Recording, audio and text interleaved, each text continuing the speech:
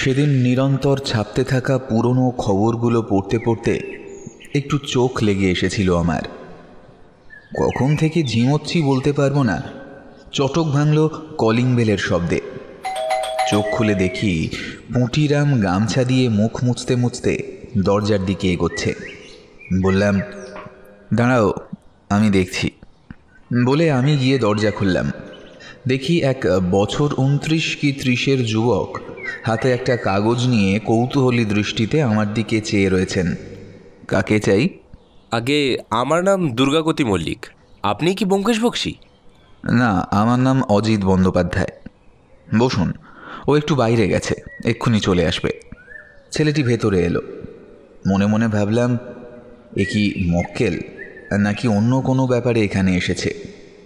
ব্যোমকেশ হলে দেখা মাত্রই আন্দাজ করতে পারত। পুঁটিরামকে ডেকে চা করতে বললাম। যুবকের চোখে মুখে একটা অন্যমনস্ক হয়ে পড়ার ভাব স্পষ্ট।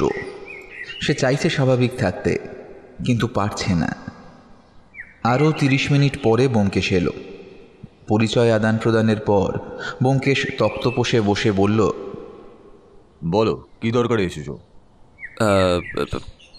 কথাটা একটু শুনতে অস্বাভাবিক লাগলেও বলতে তো হবেই। ব্যোমকেশবাবু, আমার বাবার নাম সমীর মল্লিক। বেশ কয়েকদিন ধরে সে অসুস্থ, বিছানায় শয্যাশায়ী। কয়েকদিন আগে আমাকে বলেছেন আপনাকে একটু ডেকে নিয়ে যাওয়ার জন্য বাড়িতে। আমি আসিনি, কারণ বারংবার একই প্রশ্ন উত্তর তারও আমার মধ্যে হয়েছে। তা হলো, আপনাকে কেন এখানে ডাকতে চাইছেন, কিন্তু কোনোবারই কোনো উপযুক্ত উত্তর আমি পাইনি। সে কারণেই ওনার কথা অনুযায়ী তার এই আবেদনপত্র নিয়ে এসেছিলাম। এই নিন। এটার পড়ার দরকার নেই, তোমাদের বাড়ির ঠিকানা রেখে দিয়ে যাও, আমি বরং কাল একবার ঘুরে আসবো। ছেলেটি বিনয়ী হয়ে হাত জোর করে বলল, ধন্যবাদ ব্যোমকেশবাবু। বেশি দূর নয় আমাদের বাড়ি, ওই কাঞ্জিলাল জুয়েলার্স চেনেন তো, বাগের মোড়ে? হ্যাঁ, চিনি। ঠিক তার বিপরীত দিকের বাড়িটাই আমাদের। দেখবেন ওপরে বড় বড় করে লেখা আছে মল্লিক ভিলা। তাও যদি কোনো অসুবিধা হয়। ছেলেটি পকেট থেকে একটা কার্ড বের করে টেবিলের উপরে রাখল। এই হলো আমার কার্ড, এর নিচের নাম্বারটা একবার টেলিফোন করে নিতে পারেন। বলে দুর্গাগতি উঠে দাঁড়ালো। ব্যোমকেশ বলল, ঠিক আছে, তাহলে কাল দেখা হচ্ছে। দুর্গাগতি চলে গেল। ব্যোমকেশ একটা সিগারেট ধরিয়ে তক্তপোষে লম্বা হয়ে বসল। রাখালবাবু কিছুক্ষণ আগে একজন পকেটমারকে হাতে নাতে ধরেছে। বাজারে জটলা হচ্ছিল, সেখানে দাঁড়িয়ে থেকেই একটু দেরি হয়ে গেল। এই ছোটোখাটো পকেটমারদের শহরে বসে বসে আর তো আমাদের বাজার চলে না ব্যোমকেশ। প্রায় মাস 3 হতে গেল, হাতে কোনো কেস নেই। ভাবছি এবার কৃত্তিবাস ওঝার একটা রামায়ণ আনিয়ে নেব, অন্তত কিছু একটা করে তো সময় কাটবে। ব্যোমকেশ কোনো কথা বলল না। মৃদু হেসে পাশে রাখা খবরের কাগজটা চোখের সামনে কয়েক সেকেন্ডের জন্য ধরে রেখে আবার যথাস্থানে রেখে দিল। অলসতায় জর্জরিত হয়ে আরও একটি দিন কাটানোর পরের দিন সকাল 8টা নাগাদ আমরা বেরোলাম মল্লিক বাড়ির উদ্দেশ্যে। ঠিকানা খুঁজে পেতে অসুবিধে হলো না। আমি না এলেও ব্যোমকেশ এদিকটা বেশ ভালো মতোই চেনে। নদী বাঁকের মতো আঁকা বাঁকা রাস্তা ধরে অবশেষে পৌঁছলাম শ্রী কাঞ্জিলাল জুয়েলার্সের সামনে। বিপরীত দিকে তাকিয়েই চোখে পড়ল মস্ত বড় এক সাইনবোর্ড, মল্লিক ভিলা, সাল 1930। প্রধান ফটক পেরিয়ে বাড়ির ভিতরে প্রবেশ করলাম। দুর্গাগতি আমাদের জন্যই অপেক্ষা করছিল দোতলার ঝুল বারান্দায়। আমাদের দেখেই ওপর থেকে নিচে নেমে এলো। বলল, আসুন ব্যোমকেশবাবু, আপনাদের জন্যই অপেক্ষা করছিলাম। বাবাও সকাল থেকে অনেকবার জিজ্ঞেস করেছেন আপনাদের কথা। বাড়িটি 3 মহলা। নিচের তলায় মাত্র 2টি ঘর, দুটিতেই তালা মারা। দ্বিতীয় তলার কয়েকটা ঘরের দরজা খোলা এবং 3 তলার প্রকৃতি আবার একেবারেই নিচের তলার মতো। প্রাচীন বাড়ি হলেও এটার অবস্থা দেখলে বয়স নির্ধারণ করা যাবে না এটুকু নিশ্চিত। গৃহস্বামী যে নিজের স্থাপত্যের ব্যাপারে কতটা সচেতন তা বেশ বোঝা যায়। দোতলার একদম কোণের ঘরটা সমীরবাবুর। খোলা দরজার সামনে যেতেই দেখলাম এক বছর 40-45-এর শীর্ণকায় ভদ্রলোক হাসি মুখে আমাদের দিকে তাকিয়ে রয়েছে। পিঠের নিচের বালিশটা আরেকটু ঠেলে দিয়ে উনি উঠে বসতে যাচ্ছিলেন। ব্যোমকেশ বলল, শুয়ে থাকুন মল্লিকবাবু, আমরা আছি, ব্যস্ত হওয়ার কোনো প্রয়োজন নেই। দুর্গাগতি আমাদের জন্য দুটি চেয়ার এনে রাখলো বিছানার সামনে। আমরা দুজন বসলাম। ব্যোমকেশ বলল, বলুন, আমায় এখানে ডেকে পাঠানোর কারণটা কি? ভদ্রলোক হাতের ইশারায় তার ছেলে দুর্গাগতিকে চলে যেতে বলল। সেও কোনো বাক্যব্যয় না করে সেখান থেকে চলে গেল। আমি ব্যোমকেশের দিকে একবার তাকিয়ে আবার মল্লিকবাবুর দিকে চাইলাম। ভদ্রলোক একটা দীর্ঘ নিঃশ্বাস নিয়ে বলতে শুরু করলেন, ব্যোমকেশবাবু, আমার নাম আপনি শুনে থাকবেন এই আশাও আমি করি না। আপনি কেন, গুটি কয়েক লোক ছাড়া আমার নাম অনেকেই শোনেননি। আমি একজন লেখক। আমার কলমের অনেক ছবি নিয়ে বাইরের অনেক বড় বড় প্রযোজনা কোম্পানি কাজ করেছে ইতিমধ্যে। সেই দাম্ভিকতা থেকেই কিনা জানি না, আমি কলকাতা শহরের অনেক পরিচালকের সাথে পরিচয় থাকা সত্ত্বেও তাদের অনেক আবেদন নিবেদনের পরেও এখানকার কোনো ছবিতে আমার লেখা কোনো গল্প বিক্রি করিনি। বছর 15 আগের কথা, আমি আমার জীবনে ঘটে যাওয়া একটি ভয়ঙ্কর ঘটনার উপরে কেন্দ্র করে একটি গল্প লিখি। তখন আমার খাস আদমি ছিল হরিহর সান্যাল নামের একটি লোক। তার সাথে আমি শহরের বাইরের সমস্ত জায়গায় যাতায়াত করতাম।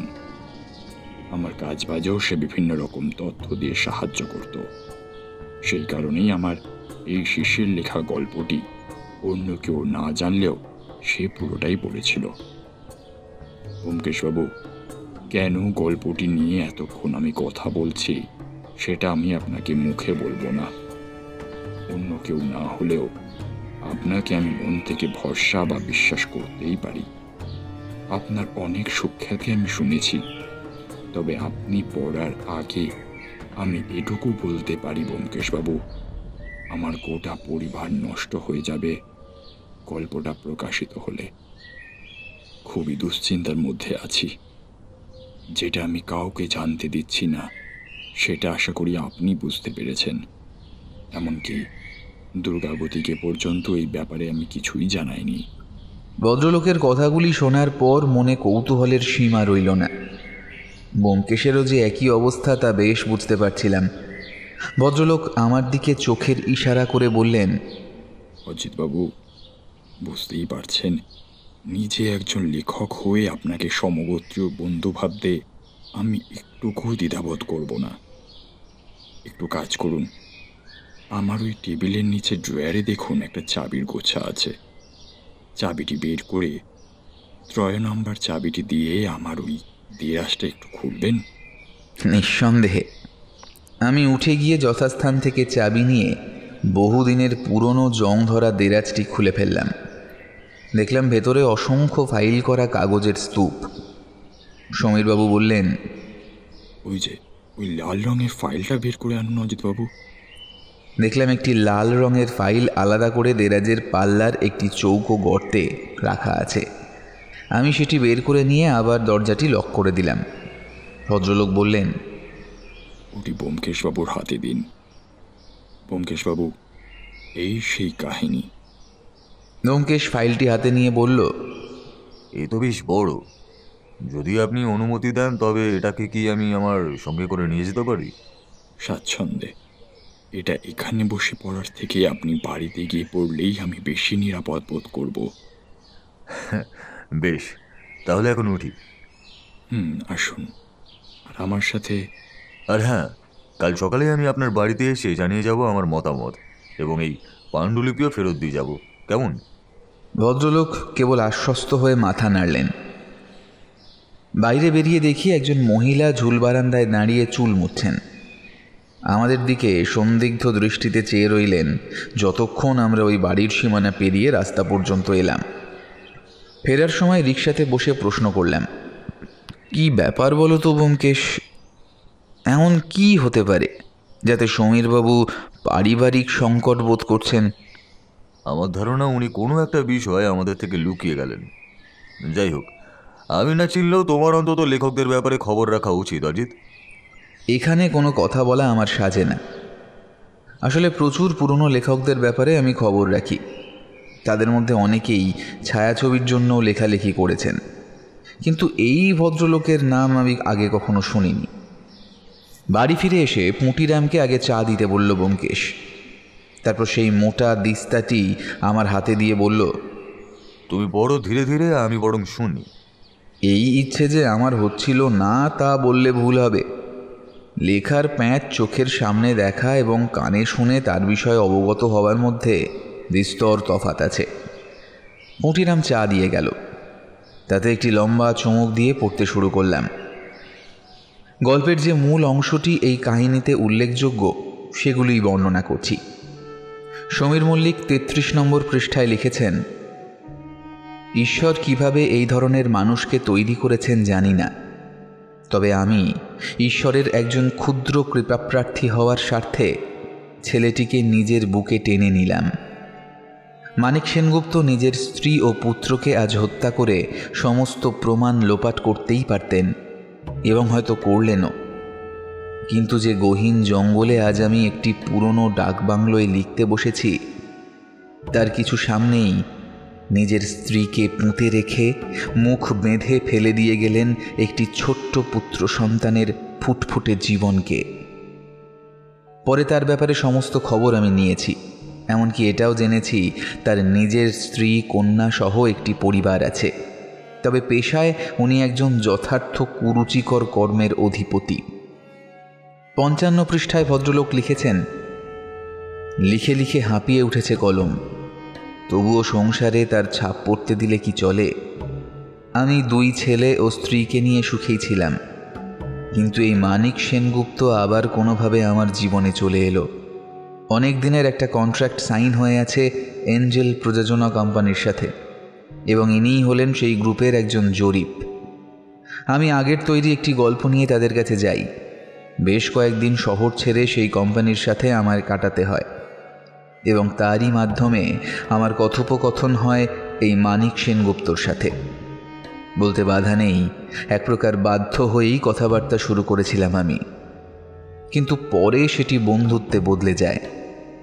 অনেক কাজ, অনেক সুযোগ পেয়েছি আমি তার মাধ্যমে, কিন্তু কোনোদিনও তাকে বুঝতে দিইনি তারই করা একটি ভয়ানক হত্যাকাণ্ডের সাক্ষী আমি। গল্পের এই 2টি জায়গা সবথেকে উল্লেখযোগ্য। ব্যোমকেশের কপালেও বিন্দু বিন্দু ঘাম জমেছে দেখলাম। কাহিনী শেষ হওয়ার পর কোনো রকম কথাবার্তা আর আমাদের মধ্যে হলো না। বলা ভালো, ইচ্ছে করেই কিছু জিজ্ঞেস করলাম না ওকে। ব্যোমকেশ সন্ধ্যাবেলায় বলল, তুমি একবার যাবে দোকানে?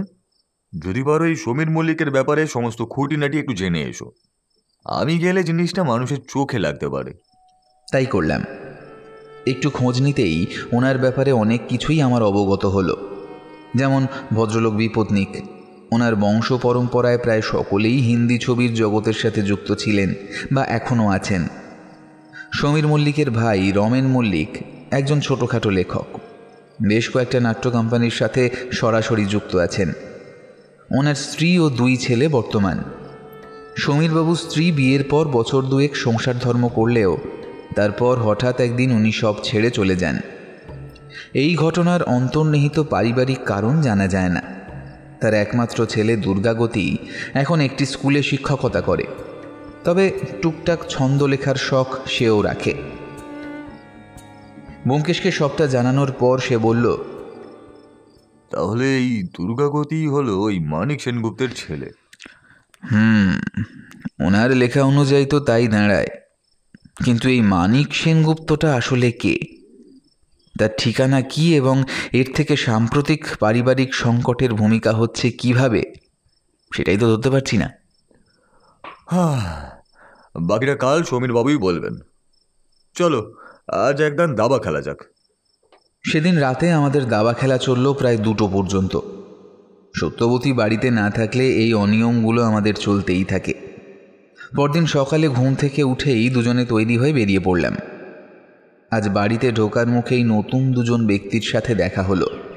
একটি বছর 15 ছেলে এবং একজন কাঁচা পাকা চুলওয়ালা 40 কি 42 বছর বয়সের লোক।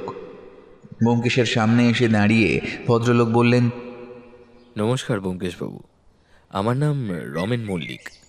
স্ত্রীর মুখে বর্ণনা শুনেই আন্দাজ করেছিলাম আপনারাই এসেছেন আমাদের বাড়িতে, কিন্তু কি ব্যাপার বলুন তো? পরক্ষণেই ওনার চোখ পড়ল আমার হাতে মুড়ে রাখা সমীরবাবুর দেওয়া লাল মলাটে মোড়া পাণ্ডুলিপির উপর। ওখানে কি এখন কি গোয়েন্দাগিরি ছেড়ে লেখালেখি শুরু করেছেন নাকি? আপনার একটু ভুল হচ্ছে রামেনবাবু। আমি গোয়েন্দাগিরি কোনোদিনই করি না, এবং লেখক হওয়ার মতন ভাষার উপর দখলও আমার নেই। আমি একজন সত্যান্বেষী। শুধুমাত্র অন্ধকারাচ্ছন্ন মিথ্যার করাল গ্রাস থেকে সত্যকে টেনে বের করাই আমার একমাত্র জীবিকা। রমেনবাবু স্থির দৃষ্টিতে কিছুক্ষণ ব্যোমকেশের দিকে চেয়ে থেকে ছেলেটির হাত ধরে সেখান থেকে চলে গেলেন। আমরা উপরে এলাম। সোজা সমীরবাবুর ঘরের সামনে এসে দেখি দুর্গাপতি তার বাবাকে ওষুধ খাইয়ে দিচ্ছে। আমাদের দেখে সে ঈষৎ হেসে বলল, নমস্কার, এসেছেন আপনারা? আসুন আসুন, বসুন। বাবার এই সময় একটা ওষুধ থাকে। যাক, আপনারা কথা বলুন, আমি চা পাঠিয়ে দিচ্ছি। আমরা দুজন চেয়ারে বসলাম। সমীরবাবু নিচু গলায় প্রশ্ন করল, পড়েছেন কাহিনীটা? বললাম। তবে এই মানিক সেনগুপ্ত লোকটির ব্যাপারে যেটুকু তথ্য আপনি দিয়েছেন তাতে আমি সন্তুষ্ট হতে পারিনি। আপনি কি এই ব্যক্তির পরিচয়ের ব্যাপারে আমাদের অবগত করতে চাইছেন?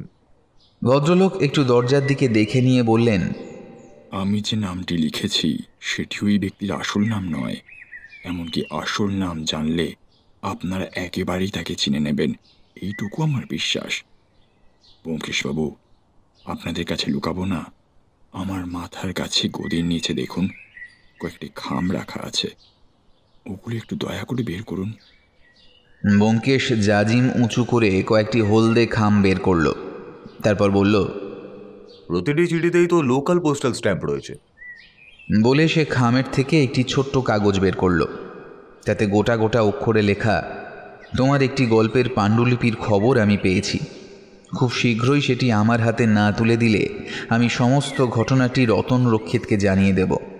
তাই বলছি, পাণ্ডুলিপি বা তার বদলে 50,000 টাকা আমার ঠিকানায় পাঠিয়ে দাও। ব্যাপারটি জানাজানি হলে কি হতে পারে তা আশা করি আমায় লিখে বোঝাতে হবে না। বাকি দুটি চিঠিতেও একই ধরনের হুমকি দেওয়া হয়েছে, কিন্তু কোনো ঠিকানার উল্লেখ নেই। ব্যোমকেশ বলল, আমি যাকে অনুমান করছি আপনার সন্দেহ কি তার উপরেই? সে ছাড়া এই বিষয়ে কেবল জানেন আপনি এবং অজিতবাবু। অর্থাৎ আপনার পুরনো সঙ্গী হরিহর সান্যাল। কিন্তু সে এতদিন পরে হঠাৎ বিষয়টা নিয়ে এতই বা ভাবতে যাবে কেন? এর কি কোনো কারণ আছে? আর সমীরবাবু, আপনার এই পাণ্ডুলিপির 42তম পৃষ্ঠাটি কি আপনি ছিঁড়ে ফেলেছিলেন, মানে বাদ দিয়েছিলেন?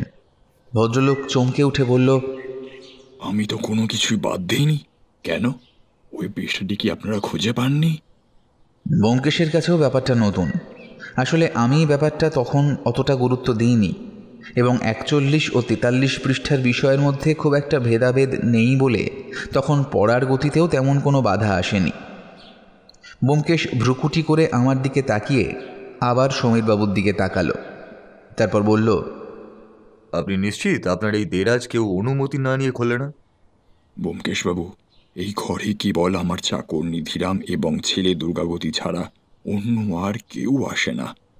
আমার ভাইয়ের সাথে আমার তেমন ভালো সম্পর্ক নেই, তবে ওর বড় ছেলেটি অমল আমায় খুব ভালোবাসে। ও কালে ভদ্রে এসে জেঠুর খোঁজ নিয়ে যায়। কিন্তু তাহলে এই পাণ্ডুলিপির মধ্যেকার একটা পৃষ্ঠা কিভাবে উধাও হয়ে গেল? আপনারা ভালোভাবে দেখেছেন তো? একবার নয়, বহুবার এই লেখাটি উল্টে পাল্টে পড়া হয়েছে সমীরবাবু। ব্যোমকেশ কিছুক্ষণ চুপ করে রইল। তারপর বলল, মনে করতে পারেন ওই পৃষ্ঠায় আপনি কি লিখেছিলেন? ভদ্রলোক ইতিবাচক মাথা নেড়ে বলল, এই পাণ্ডুলিপির প্রতিটা পৃষ্ঠা আমার মুখস্থ ব্যোমকেশবাবু, এবং বিশেষ করে ওই পাতায় আমার নিজের ছেলে জুয়নের কথা লেখা ছিল। তার জন্মের সময় আমার স্ত্রীর অ্যাক্লেমসিয়া রোগ হয়। কোনো মতে সন্তানটিকে এবং তাকে আমি বাঁচাতে পারি। তবে বছর দুয়েক পর থেকেই দুর্গাগতির উপর সে শুরু করে অকথ্য অত্যাচার। তখন সেও দুধের শিশু। একটি আয়া রেখেছিলাম, তাকেও সহ্য করতে পারতেন না। হঠাৎ একদিন ঘুম থেকে উঠে দেখি আমার ছেলেকে নিয়ে আমার স্ত্রী বাড়ি থেকে চলে গেছে, আর রেখে গেছে একটা চিঠি। যাতে এটাই বোঝানো হয়েছে যে সে আর ফিরবে না। সেই থেকেই দুর্গাগতি আমার সবকিছু ব্যোমকেশবাবু, সবকিছু। দুর্গাগতি কি সম্পূর্ণ ব্যাপারটা জানে, নাকি ওকে আপনিই জানাননি? ও কিছুই জানে না, আর মিছে জানি ওকে আমি কষ্ট দিতেও চাই না ব্যোমকেশবাবু। আর আপনার ভাই? সে তখন ছিল অন্য শহরে। এসব ঘটনা ঘটে যাবার বছর 5 পরে সে এখানে আসে। রমেন জানে আমার 2 ছেলে। সবই বুঝলাম সমীর বাবু, কিন্তু কেবলমাত্র অনুমানের ভিত্তিতে তো আমি এই তদন্ত চালিয়ে যেতে পারি না। আপনি বরং এক কাজ করুন, একজন পুলিশ অফিসারকে ডেকে সম্পূর্ণ ব্যাপারটা বলুন। তারপর যদি কোনো দরকার লাগে আমায় বলবেন, আমি আসব, কথা দিলাম। সমীরবাবু কিছু একটা বলতে গিয়েও থেমে গেলেন। ব্যোমকেশের দিকে করুণ দৃষ্টিতে চেয়ে বললেন, জানি না কেন আমার মনে হচ্ছে কিছু একটা খারাপ হতে চলেছে। তাছাড়া পাণ্ডুলিপির মাঝের থেকে একটা পাতা উধাও, সেটাও বা কি করে সম্ভব? বেশ, আমি কি তবে আপনার আপত্তি না থাকলে এটিকে কয়েকদিনের জন্য আমার কাছে রেখে দেবো? রাখুন, রেখে দিন ব্যোমকেশবাবু। তবে একটি বার হরিহরের ঠিকানায় যদি আপনি নিজে গিয়ে, আমি আপনাকে যথাযথ পারিশ্রমিক দেব ব্যোমকেশবাবু। বেশ, পারিশ্রমিকের কথা না হয় পরেই হবে। আপনি ঠিকানা বলুন, আমি যাওয়ার সময় একবার ঘুরে যাব। ভদ্রলোক ঠিকানাটি বললেন। আমি একটি ছোট্ট কাগজে সমস্তটা নোট করে ওনার কাছ থেকে বিদায় নিলাম। যে ঠিকানা আমরা পেলাম সেখানকার দূরত্ব প্রায় 9 কিলোমিটার। এই টানাটানির বাজারে ট্যাক্সি ভাড়া দিয়ে সেখানে পৌঁছতে বেশ কয়েকবার আমাদের মুখ চাওয়াচাবি করতে হলো, এবং সত্যিই ভাবতে পারিনি কলকাতার বুকেও এমন কোনো জায়গা আছে যেখানে কংক্রিটের জঙ্গল এখনও পর্যন্ত ঘিরে ফেলেনি। তবে ইতস্তত শিকড় বাকড় গজাচ্ছে তা বলতে বাধা নেই। নির্দিষ্ট বাড়ির সামনে গিয়ে দরজায় কড়া নাড়তেই ওপাশ থেকে এক মহিলার কণ্ঠ পেলাম। আসছি। দরজা খুলল একজন মহিলা, সুশ্রী, গায়ের রং উজ্জ্বল শ্যামবর্ণ। আমাদের দেখে মাথায় ঘোমটা টেনে বলল, কাকে চাই? এটা কি হরিহর বাবুর বাড়ি? হ্যাঁ, কেন বলুন তো? ওনার সাথে একটু আমার দরকার ছিল। উনি কি বাড়ি আছেন? হ্যাঁ আছেন, আপনারা বসুন, আমি ডেকে দিচ্ছি। আসুন, ভেতরে আসুন। আমরা ভেতরে এসে বসলাম। ঘরের ভেতরকার আসবাবপত্রে আধুনিকতার ছোঁয়া। এমনকি আমাদের যে চেয়ারে বসানো হলো তার উপরে পাতা গদিও একটু অন্য রকম। এর আগে এমন অভিজ্ঞতা আমার হয়নি। হরিহর সান্যাল মাথা মুছতে মুছতে এই ঘরে এলেন। বললেন, আপনাদের তো ঠিক। আমার নাম ব্যোমকেশ বক্সী, আর ও আমার বন্ধু অজিত বন্দ্যোপাধ্যায়। ব্যোমকেশ বক্সী? মানে আপনার নাম তো কাগজে অনেকবার দেখেছি। কি সৌভাগ্য আমার। এই কি গো, 3টে চা নিয়ে এসো। হরিহরবাবু, আমরা চা খেতে আসিনি, আপনার থেকে কয়েকটা ব্যাপারে জানতে এসেছি। কি ব্যাপার বলুন তো? সমীর মল্লিকের সাথে আপনার কতদিনের পরিচয়? অপ্রত্যাশিত একটি প্রশ্ন শুনে হরিহরবাবু খানিক থ হয়ে গেলেন। তারপর বললেন, বছর 10 হয়ে গেল এই লাইন আমি ছেড়ে দিয়েছি ব্যোমকেশবাবু। এখন ছোটোখাটো একটা মাছের হ্যাচারি করে জীবিকা নির্বাহ করি। ওর ব্যাপারে তারপর থেকে আমি আর কিছুই জানি না। কেন বলুন তো? তার লেখা একটা পাণ্ডুলিপির ব্যাপারে আপনি জানতেন? যদিও আপনাকে একান্ত নিজের মানুষ মনে করে সেই ব্যাপারে জানানো হয়েছিল, সেই ব্যাপারে কোনো আলোকপাত করতে পারেন কি আপনি? ভদ্রলোক একটু চিন্তা করে বললেন, আমি জানতাম, তবে সেই ব্যাপারে পুঙ্খানুপুঙ্খ বর্ণনা দেওয়া এই সময় দাঁড়িয়ে আমার পক্ষে সম্ভব নয়। আসলে ব্যাপারটাও তো ভালো করে আমার মনেও নেই। কেবল এইটুকুই মনে আছে, আমি বলেছিলাম যে সে যেন এই গল্পটি কোনোদিনও প্রকাশ না করে, এতে তার জীবন বংশ সব কিছু শেষ হয়ে যেতে পারে। বেশ, তাহলে আপনি এই দুর্বল দিকটি জানতেন। আপনার কি মনে হয় অন্য কেউ যদি সেই ব্যাপারে জানতে পারে তাহলে কত বড় ক্ষতি হয়ে যেতে পারে? ক্ষতি কতটা হবে তা বলতে পারবো না, তবে রতনরক্ষিত সমীরের মৃতদেহ পর্যন্ত অক্ষত রাখবে না, এই ব্যাপারে আমি নিশ্চিত। হরিহরবাবু, বলতে বাধা নেই। এখন আমার চোখে আপনিই সেই ব্যক্তি যে সমীরবাবুকে চিঠি দিয়ে পাণ্ডুলিপির বদলে অর্থ বা আসল কাগজগুলির দাবি করেছেন, কারণ আপনি ছাড়া এই ব্যাপারে অন্য কেউ জানে না।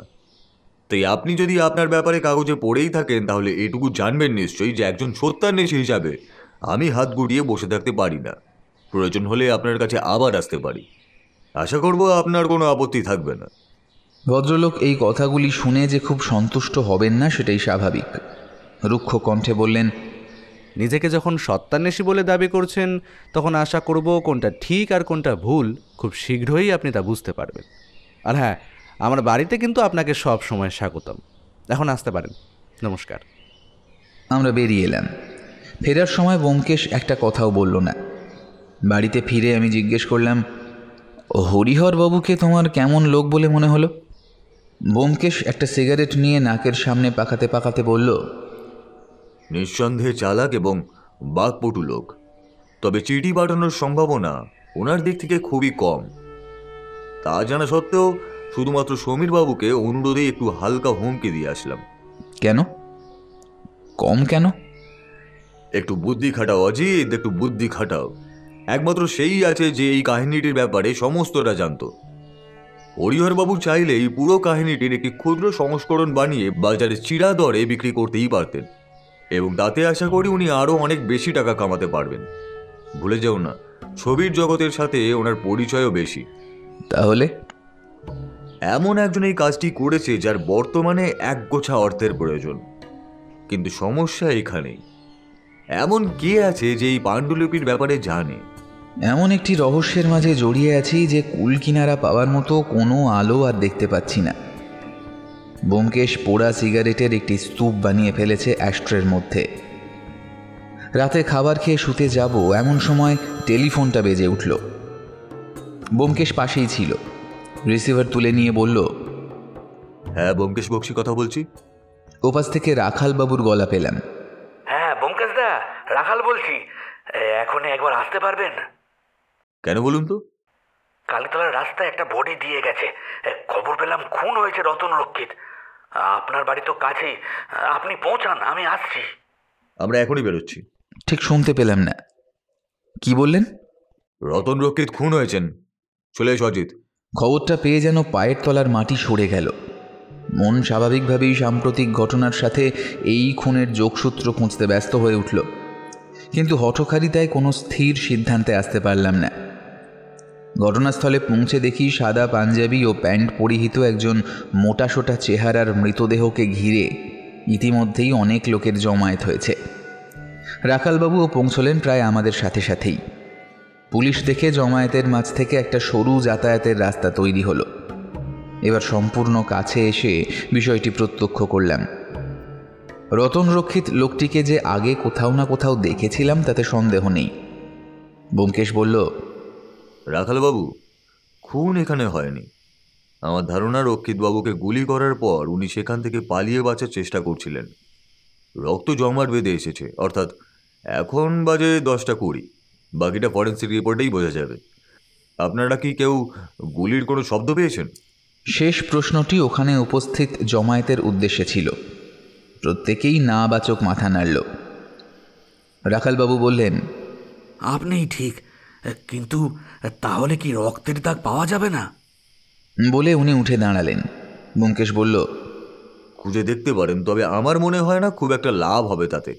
আমিও উঠে দাঁড়াতেই দেখলাম এতক্ষণে বেশ কয়েকটা গাড়ি, রিক্সা ও অতিরিক্ত মানুষের জমায়েত হয়েছে। এরপরেও রক্তের গতিবিধি নির্ধারণ করা সত্যিই শক্ত কাজ। ব্যোমকেশ বলল, বডিটা ফরেন্সিকে পাঠান। রিপোর্ট হাতে না আসা পর্যন্ত কিচ্ছু করা সম্ভব হবে না। রাখালবাবু ব্যস্ত হয়ে কয়েকটা সাব কনস্টেবলকে দায়িত্ব দিয়ে ভিড় ঠেলে একটু ফাঁকা জায়গায় এলেন। ওনার সাথে সাথে এলো একটি বছর 30-এর মেয়ে এবং একটি বৃদ্ধ লোক। উভয়ের পোশাক পরিচ্ছদে উচ্চবিত্ততার ছাপ। বয়স্ক ভদ্রলোক বললেন, আমার নাম পিনাকি সরকার, ইন্সপেক্টর সাহেব, রক্ষিতবাবুর ম্যানেজার। এই মিনিট 45 আগে উনি বাড়ি থেকে বেরোলেন। বললেন খাওয়ার পর একটু রাস্তায় হাঁটলে রাতের ঘুমটা ভালো হয়। সুরার অভ্যেসটা ছাড়ানোর পর বেশ কয়েকদিন ধরেই এরকম চলছিল। কারুর সাথে তো কোনো শত্রুতা ছিল না, কিন্তু আজ কি হয়ে গেল?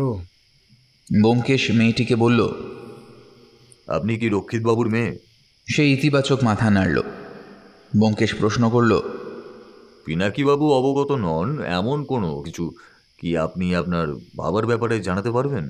মেয়েটি ভাঙা গলায় বলল, আমার বিয়ে হয়ে গেছে 5 বছর আগে। বাবার অমতে বিয়ে করেছিলাম বলে আমার সাথে কোনো সম্পর্ক রাখেনি এতদিন। এই দিন দুয়েক হলো আমি বাড়িতে ঘুরতে এসেছি। আমার থেকে পিনাকি কাকাই বেশি বলতে পারবেন। বেশ, তবে চলুন, বাড়িতে ওনার ঘরটা একটু দেখতে হবে। রাখালবাবুর জিপে যখন আমরা সবাই উঠলাম তখনই রক্ষিতবাবুর গাড়ি নিয়ে আর একটা গাড়ি পোস্টমর্টমের জন্য বেরিয়ে গেল। রক্ষিতবাবুর বাড়ি দেখলেই বোঝা যায় সৎপথে টাকা রোজগার করে বানানো অট্টালিকা এটা নয়। সমীরবাবুর পাণ্ডুলিপি অনুযায়ী খুব একটা ভালো লোক উনি ছিলেন না, সেটা মেনে নেওয়াই যায়। বাড়ির ভিতরের দেওয়ালে সর্বত্র বড় বড় তারকাদের সঙ্গে কাটানো মুহূর্তের ছবি বাঁধিয়ে ঝোলানো আছে। এই তারকাদের অনেককেই আমি চিনি।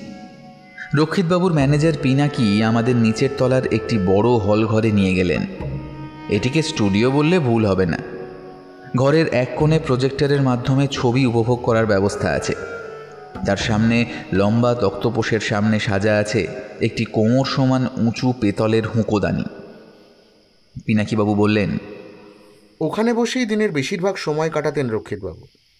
তাছাড়া আর কোনো ঘরে যেতেন না, না অন্য কারোর খবর নিতেন। ব্যোমকেশ সেদিকে এগিয়ে গেল। সামনে রাখা একটি কাঠের বাক্সের দিকে অঙ্গুলি নির্দেশ করে বলল, ওটা কি? ওটার মধ্যে সমস্ত পুরনো কালেকশনের রিল রয়েছে। ওগুলো দেখেই তো দিন কাটাতেন। ব্যোমকেশ বাক্সটি খুলে কয়েকটা রিলের খাপ চোখের সামনে তুলে দেখল। আমিও একটু এগিয়ে গেলাম। দেখলাম তাতে ছবির নাম ও প্রধান কয়েকটি তারকার নাম লেখা আছে।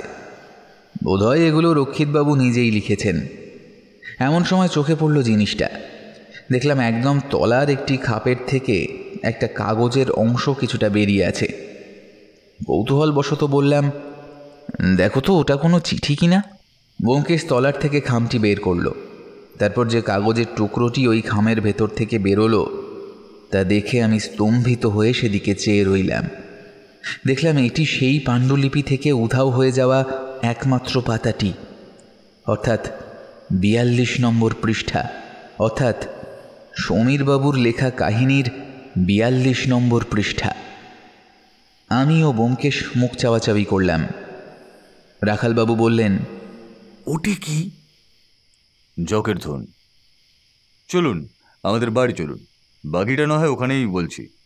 পিনাকিবাবু, একদম চিন্তা করবেন না, খুব শীঘ্রই আততায়ীকে পুলিশের হাতে তুলে দেব। আমরা বাড়িতে ফিরে এলাম। সিঁড়ি দিয়ে ওঠার সময় শুনতে পেলাম ঘরের ভেতর টেলিফোনটা বাজছে। ব্যোমকেশ দ্রুত পায়ে এসে রিসিভারটা তুলে নিল। ব্যোমকেশ বক্সি বলছি। কি ব্যোমকেশবাবু, রক্ষিত তো মারা গেল, তা সত্যান্বেষণ কত দূর? হরিহরবাবু, এই খবরটা যখন পেয়েছেন তখন নিশ্চিন্তে থাকুন। খুনি ধরা পড়লে সেই খবরটাও পেয়ে যাবেন। আর ধন্যবাদ আমার খবর নেওয়ার জন্য। বলে ব্যোমকেশ সজোরে রিসিভারটি রেখে দিল। রাখালবাবু প্রশ্ন করলেন, ব্যোমকেশ দা, ব্যাপারটা কি বলুন তো, আমি তো কিছুই বুঝতে পারছি না। ব্যোমকেশ তক্তপোষে নিজের শরীরটা এলিয়ে দিয়ে বলল, এমন একটি চাল চালা হয়েছে যা সম্পূর্ণ আমার চোখের সামনে, কিন্তু আমি তার কোনো কিছুই বুঝতে পারিনি। অজিত, তুমি বলো না, খামোখা মানুষকে আগের থেকে সন্দেহ করো কেন? করতে হবে অজিত, করতে হবে। আমার কাজে অনুমানই প্রধান অস্ত্র। কাউকে কোনো সময় সন্দেহের তালিকার বাইরে রাখতে নেই, এতে কেস আরও জটিল হয়। রাখালবাবু, আপনিও আগে সম্পূর্ণটা শুনুন। বলে ব্যোমকেশ রাখালবাবুকে সম্পূর্ণ ঘটনাটি পুঙ্খানুপুঙ্খ বর্ণনা করল। ভদ্রলোকের মুখ দেখেই বুঝলাম উনি পুরো ঘটনায় কতটা দুরূহ গিট বেঁধে ফেলেছেন। অবশেষে একটা সিগারেট ধরিয়ে বললেন, তাহলে রক্ষিতবাবুর ঘরে ওই কাগজটি গেল কিভাবে? সবই বুঝতে পারবেন, শুধু একটু অপেক্ষা করুন। পরদিন সকালে রাখালবাবু ফরেন্সিক রিপোর্ট নিয়ে আমাদের বাড়িতে এলেন। বললেন, ব্যোমকেশ দা, আপনিই ঠিক বলেছিলেন, খুন হয়েছে আনুমানিক রাত 10:05 নাগাদ। তাহলে উনি টানা 15 মিনিট দৌড়ে ঘটনাস্থল থেকে দূরে চলে এসেছিলেন।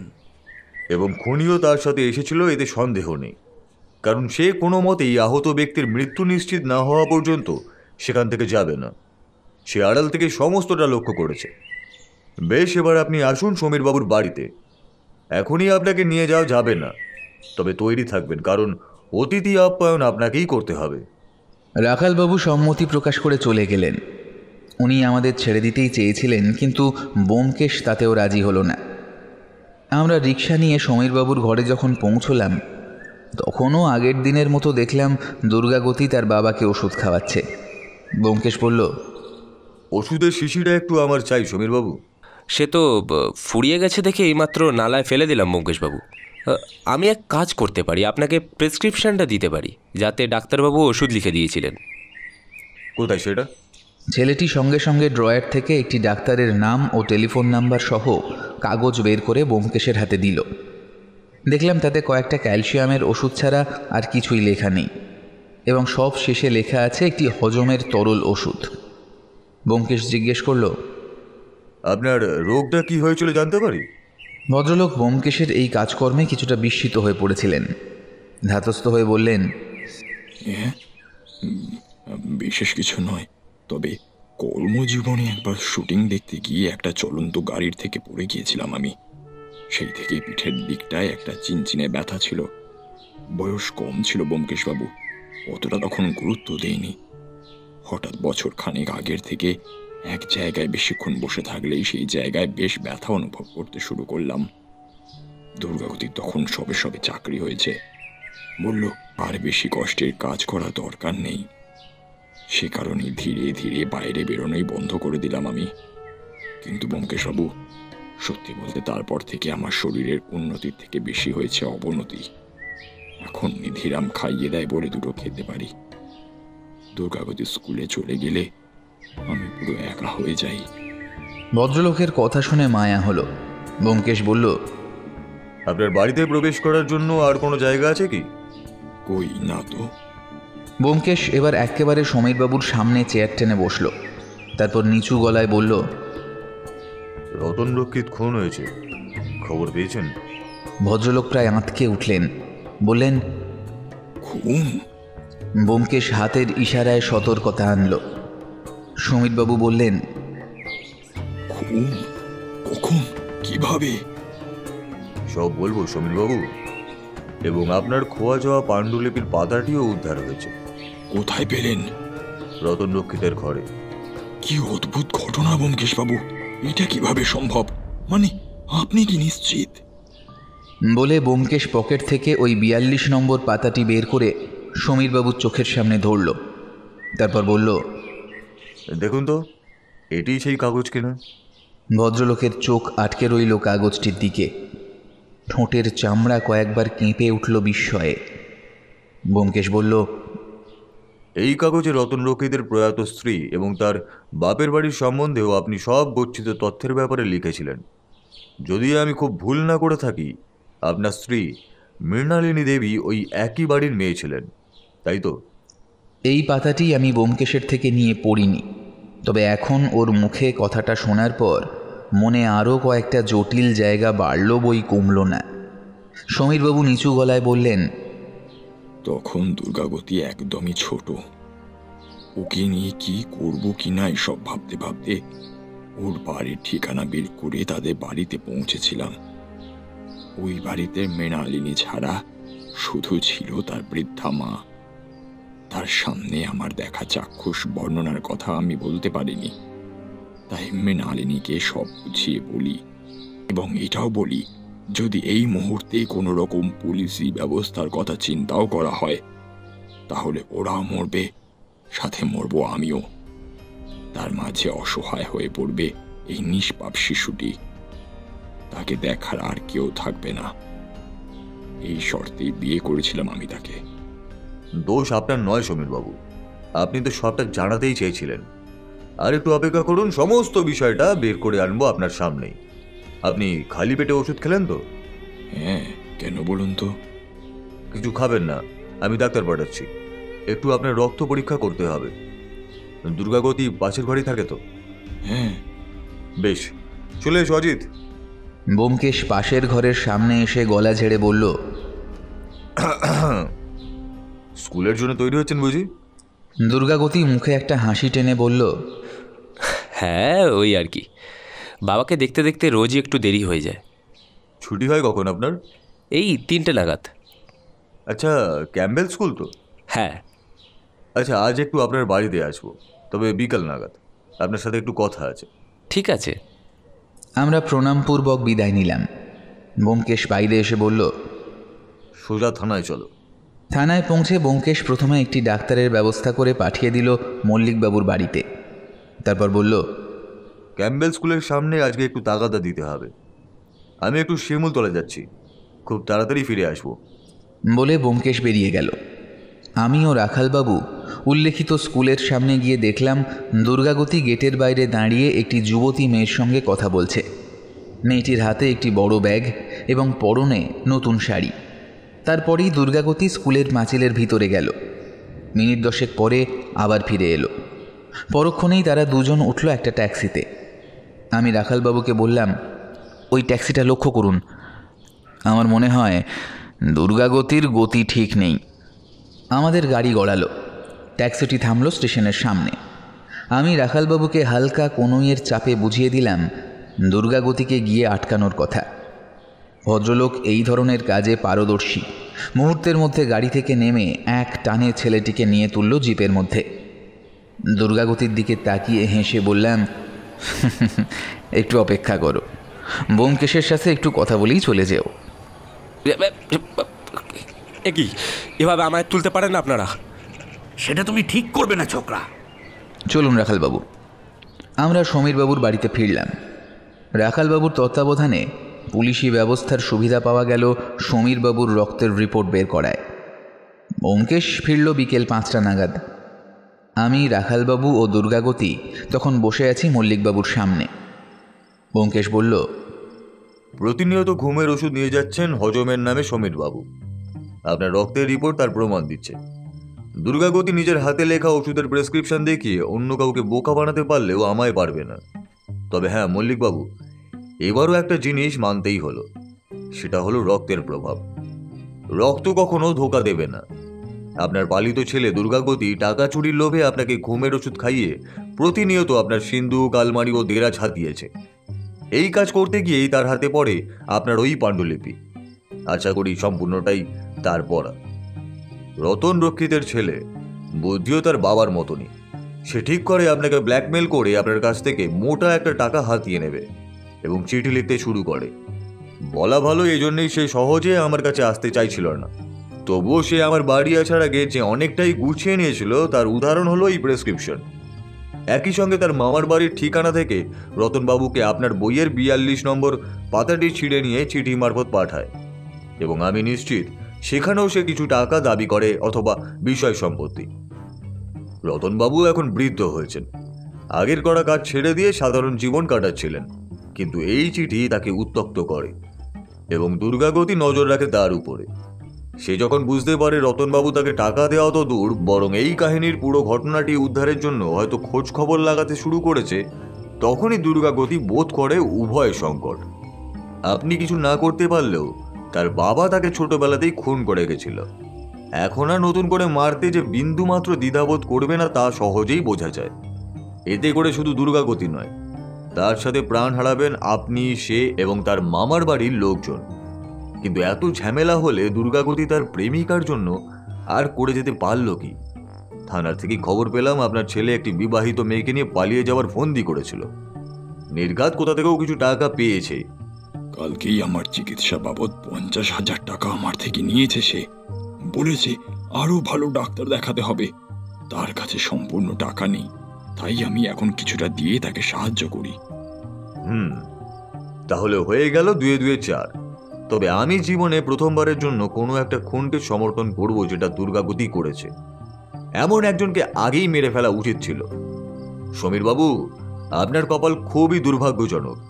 যেই ছেলেকে মৃত্যুশয্যা থেকে তুলে এনে মানুষ করে তুললেন, সে মাত্র কয়েকটা টাকার জন্য প্রথমে তার জন্ম দেওয়া বাবাকে এবং পরে তার লালিত বাবাকেও মেরে ফেলার পরিকল্পনা করতে দ্বিধাবোধ করল না। এভাবে চলতে থাকলে আর কয়েকদিনের মধ্যে আপনিও মারা যেতেন। আর দুর্গাগতি, তুমি জানতে যে ব্যোমকেশ বক্সী তোমার কাজে খুব একটা মদত দেবে না, তাই আগে থেকেই সমস্ত ব্যবস্থা একদম পাকাপোক্ত করে রেখেছিলে। তোমায় যাওয়ার আগে শেষ উপদেশ দিয়ে যেতে চাই।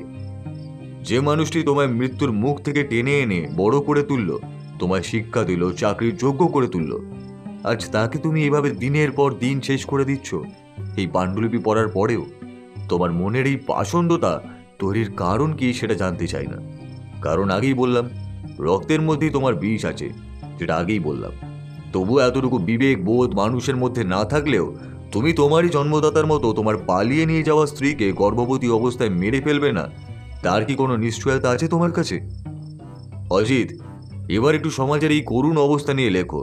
মানুষের জানা উচিত কোন জায়গায় যাচ্ছে এই প্রগতিশীল সমাজ। সমীরবাবু কাঁপা কাঁপা গলায় দুর্গাগতিকে বললেন, দুর্গাগতি, হাজতবাসের আগে একবার ব্যোমকেশ বাবুর চরণ ধুলি নিয়ে যা। আশা করি যন্ত্রণাটা একটু হলেও লাঘব হবে তোর।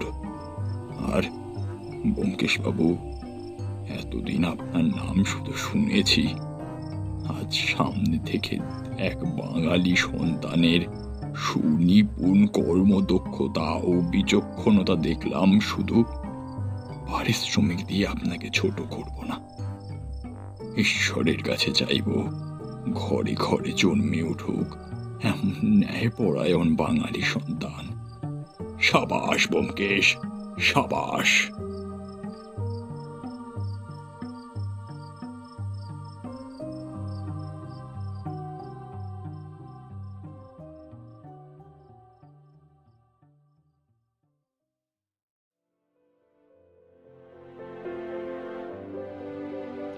শুনছিলেন লেখক রাজপ্রতাপ বসুর কলমে একটি ব্যোমকেশ ফ্যানফিকশন গল্প, ব্যোমকেশ ও রহস্যময়ী পাণ্ডুলিপি। সম্পাদনা, ডিরেকশন এবং ভিডিওর ভিজুয়াল এফেক্টসে প্রায়ণ ও বোবাই। পরিচালনায় সুস্মিতা মুখার্জি। শব্দ পরিকল্পনা, মিশ্রণ এবং আবহ সৃষ্টিতে নিহান্স প্রোডাকশন হাউস থেকে শুভধর। পোস্টার ডিজাইনে কৃষ্ণেন্দু মণ্ডল। কেমন লাগলো আজকের গল্পটি? ভালো লাগলে অবশ্যই আমাদের সাবস্ক্রাইব করে আমাদের সাথে থাকুন এবং লাইক ও কমেন্টের মাধ্যমে আপনার মতামত জানান। এরকম গল্প যদি আরও শুনতে চান তাহলে প্লিজ আমাদের কমেন্টের মাধ্যমে জানান। দেখা হবে নতুন কোনো গল্পে। ততক্ষণের জন্য শুভরাত্রি। ভালো থাকবেন এবং সকলকে ভালো রাখবেন।